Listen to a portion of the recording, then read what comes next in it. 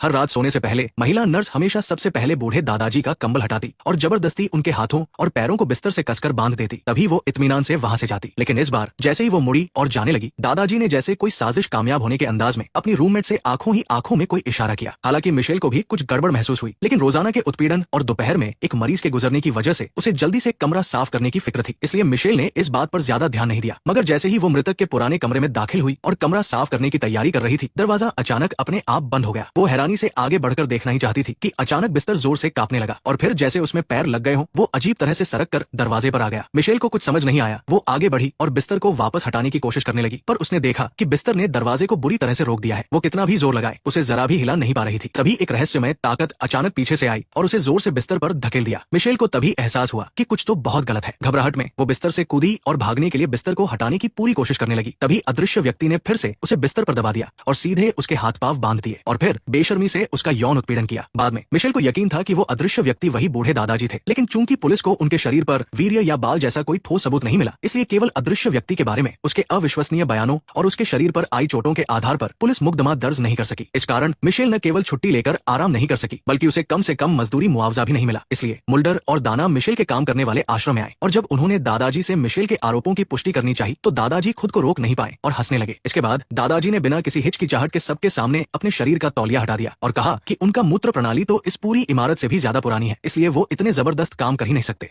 और दादाजी को लगता था कि ये काम पक्का किसी भूत ने किया होगा। दादाजी की अजीबोगरीब बातें सुनकर मुल्डर और दाना आश्रम के अधीक्षक के दफ्तर में गए। वहाँ अधीक्षक ने उन्हें मिशेल का बीमा आवेदन दिखाया, जिसमें संकेत दिया गया था कि मिशेल बीमा धोखाधड़ी करने की कोशिश कर रही हो सकती है। लेकिन मिशेल की चोटें इतनी गंभीर थी, क्या ये सिर्फ बीमा लेने के लिए गढ़ी गई कहानी हो सकती है? इसी बीच कमरे में वापस लौटे दादाजी ने देखा कि उनके रूममेट ने दराज से एक रहस्यमय कैप्सूल निकाला। कुछ ही देर बाद एक नर्स अचानक अधीक्षक के दफ्तर में भागी आई और बताया कि एडम दादाजी की हालत बहुत खराब है। मुल्डर और बाकी लोग तुरंत भागे और देखा कि दादाजी का दम घुट चुका था और अब उन्हें बचाया नहीं जा सकता था। जाहिर है ये उस रहस्यमय कैप्सूल को चुपके से खाने का नतीजा था। आश्रम के मुख्य डॉक्टर के अनुसार दादाजी को गंभीर भूलने की बीमारी थी और वे उस समय एक वाक्य भी पूरा नहीं बोल पाते थे। लेकिन जब से उन्होंने दादाजी को डेपनिन नाम की एक प्रायोगिक दवा देनी शुरू की, तब से दादाजी की हालत में काफी सुधार हुआ। लेकिन खुद एक डॉक्टर होने के नाते दाना को याद था कि डेपनिन का नैदानिक प्रभाव बहुत कम था, तो ये यहाँ चमत्कारिक दवा कैसे बन गई। इसलिए वे डॉक्टर के साथ अन्य मरीजों की इलाज की स्थिति देखने गए और उन्होंने पाया कि डॉक्टर का कहना सही था। पूरी दुनिया में जिसका इलाज बहुत मुश्किल है, वो डिमेंशिया यहाँ चमत्कारिक रूप से सफलतापूर्वक ठीक हो गया था। उदाहरण के लिए ये बुजुर्ग कभी एक बेहतरीन चित्रकार थे, लेकिन डिमेंशिया होने के बाद वो एक गोला भी ठीक से नहीं बना पाते थे। लेकिन उस प्रायोगिक दवा को लेने के बाद अब वो फिर से ब्रश उठाकर चित्रकारी करने लगे हैं। लेकिन जब चित्रकार कुछ कहना चाह रहे थे, तभी दो पुरुष नर्स अचानक आए और खाने का समय खत्म होने का बहाना बनाकर जबरदस्ती सभी बुजुर्गों को वापस उनके कमरों में ले गए। मुल्डर और दाना को ये समझ नहीं आया कि मिशेल के मामले का प्रायोगिक दवा से क्या संबंध है। जब उन्होंने दादाजी के रूममेट स्टैन से बात करने का विचार किया तो उनकी मुलाकात स्टैन